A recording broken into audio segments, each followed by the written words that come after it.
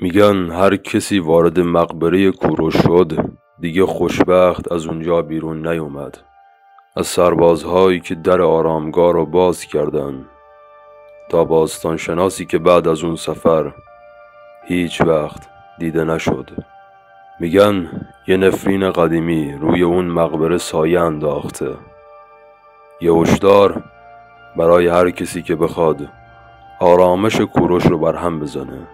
اما این یه افسانه است یا حقیقتی که تاریخ سعی کرده پنهونش کنه.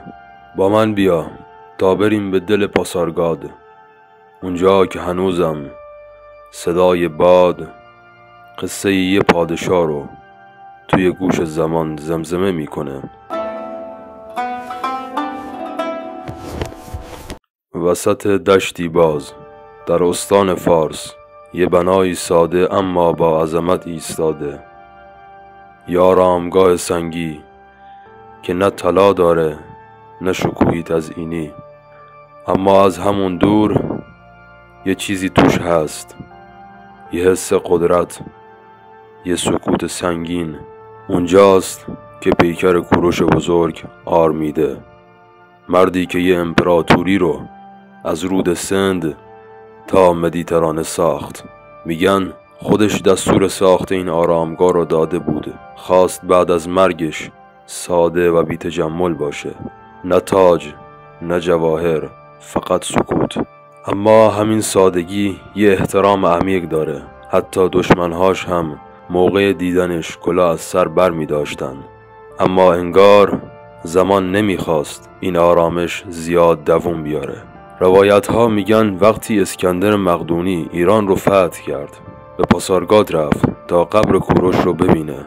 داخل مقبره یه تابوت سنگی بود با چند شمش طلا و سکه و یه لوح، روش نوشته بود ای انسان، هر که باشی و از هر کجا که آیی، میدانی که من کوروشم، کسی که برای انسانهای سرزمینش آزادی و آرامش آورد. میگن اسکندر وقتی اینو خوند اشک تو چشماش جمع شد، اما یکی از سربازهاش با طمع وارد قبر شد تا طلاها رو برداره. از اون روز به بعد سپاه اسکندر گرفتار بیماری و مرگ شد. خیلیا گفتن نفرین کوروش دامن فاتحانش رو گرفت، اما این تازه شروع نفرین بود. قرنها گذشت، مردم محلی باور داشتن نباید نزدیک اون مقبره برن. بعضیا میگفتن شبا صدای زمزمه از داخلش میاد، بعضیا قسم میخوردن نوری آبی ازش بلند میشه. تا اینکه در اوایل قرن 20 گروهی از باستانشناسهای اروپایی تصمیم گرفتن آرامگاه رو باز کنن. میخواستن بررسی کنن که داخلش واقعا جسد کوروش هست یا نه. در رو باز کردن، اما چند روز بعد رهبر گروه به طرز عجیبی بیمار شد، یه تب سنگین گرفت و بعد از چند هفته مرد. بقیه اعضا هم یکی یکی پروژه رو رها کردن و برگشتن. تو گزارش هاشون نوشتن درون آرامگاه بوی خاصی بود، مثل بوی سنگ خیس خورده در زمان، اما هیچ کس نفهمید اون تابوت واقعا چه چیزی در خودش داشت. و اینطور بود که دوباره در مقبره کوروش برای همیشه بسته شد. در دوران پهلوی اول وقتی ایران دوباره به تاریخ باستان خودش برگشت، رضا شاه دستور داد آرامگاه کوروش رو بازسازی کنن. سنگ ها تمیز شدن، خاک اطرافش برداشته شد، ولی یکی از کارگرها همون روز سقوط کرد و مرد. یه باستان شناس هم در راه برگشت از پاسارگاد تصادف کرد. خیلیا گفتن نفرین کوروش دوباره بیدار شده، اما بعضیا گفتن نه، این فقط یه تصادف بوده، حقیقت یا توهم فقط خدای کوروش میدونه. اما یه چیز قطعی بود، هر بار که کسی سعی کرد آرامش اون مقبره رو برهم بزنه اتفاقی افتاد، یه نشونه، یه حادثه، یه سکوت غیر عادی. انگار خود تاریخ داشت هشدار میداد بعضی قبرها فقط باید بسته بمونن. شاید اون نفرین واقعا نفرین نبوده، شاید فقط یه پیام بوده از یه پادشاه که هزاران سال پیش برای ملتهاش آزادی خواست.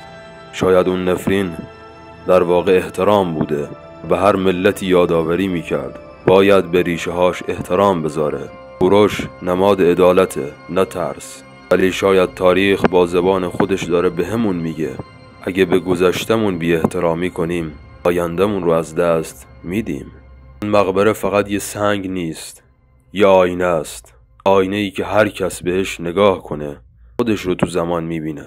شب اگه یه لحظه چشمهاتو ببندی و باد رو تصور کنی که از دشت پاسارگاد میگذره، شاید صدایی رو بشنوی، نه از جنس انسان بلکه از جنس تاریخ. صدایی که میگه من هنوز اینجام، فقط یادت رفته بود. که از این روایت لذت بردی و میخوای قصه های واقعی و مرموز جان باستان رو بشنوی، کانال روایت خونه رو دنبال کن، چون این فقط یه افسانه نبود بلکه شروعی برای کشف رازهایی که هنوز تو خاک این سرزمین خوابیدن. اینجا روایت خونه است، جایی برای فکر کردن و آروم شدن.